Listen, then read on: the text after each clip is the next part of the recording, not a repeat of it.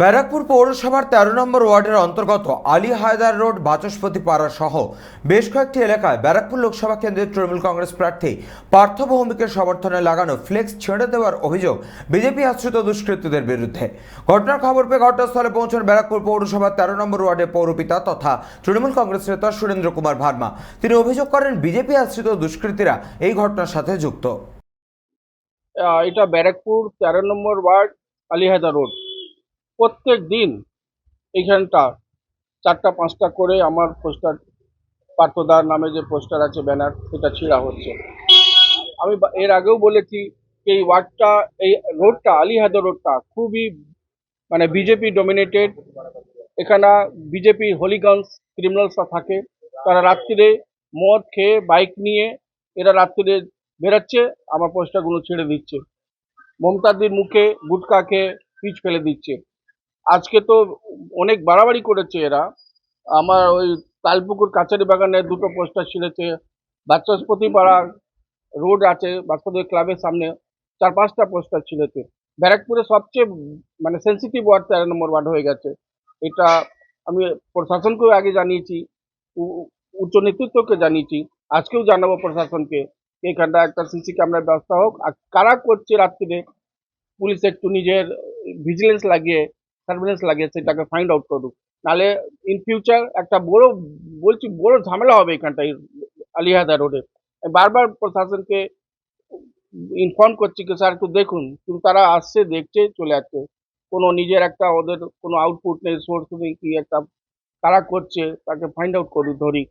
আর একটা কথা বলছি আপনার মাধ্যমে, যারা বিজেপি করে তারা ভাবছে যদি দিল্লিতে বিজেপি আসবে, ব্যারাকপুরে বিজেপি জিতবে, সেটা কোনোদিন হবে না।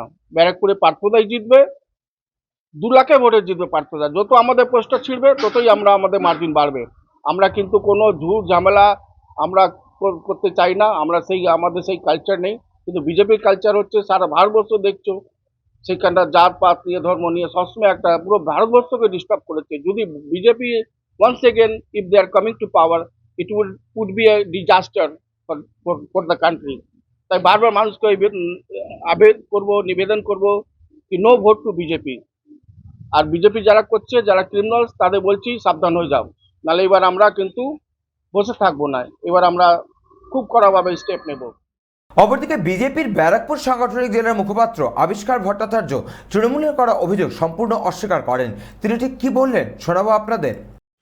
দেখুন, 13 নম্বর ওয়ার্ডে কে বা কারা তৃণমূলের ফ্লেক্স ছেড়ে দিয়েছে, আমি শুনছি একাধিক ফ্লেক্স ছেড়ে দিয়েছে, সেটা ওনারাই জানেন। প্রত্যেকটা ওয়ার্ডে তো সিসিটিভি লাগিয়েছে। আপনার ওয়ার্ডে লাগানো নেই? কাউন্সিলর যে বডি ল্যাঙ্গুয়েজে, যে ভাষায় আক্রমণ করার চেষ্টা করছেন বিরোধী দলের কর্মীদের, আরে গোষ্ঠীদ্বন্দ্ব কিনা আপনি কি করে জানেন? হয়তো আপনি লাগিয়েছেন তাই পছন্দ হয়নি, আপনারই দলের কেউ সে ছিঁড়ে দিয়েছে। সেরকমই তো চলছে গোটা ব্যারাকপুর জুড়ে, পশ্চিমবঙ্গ নিয়ে। আপনাদের গোষ্ঠী কোন্দলের জেরে এলাকা গরম করবেন এবং বিরোধীদেরকে বদনাম করবেন, এটা তো শোভা দেয় না। আর দাদা, এটা পঞ্চায়েত ভোট বা মিউনিসিপ্যালিটি ভোট নয়। আপনারা কিভাবে সেই সময় কি করেছেন, আপনাদের কৃতকর্ম সবটাই আমরা জানি, পাবলিকও জানে। আপনার যদি কোনো অভিযোগ থাকে তাহলে আপনি সিভিজিলে মামলা করুন, নির্বাচন কমিশনকে জানান আপনি হুমকি দিচ্ছেন কাকে।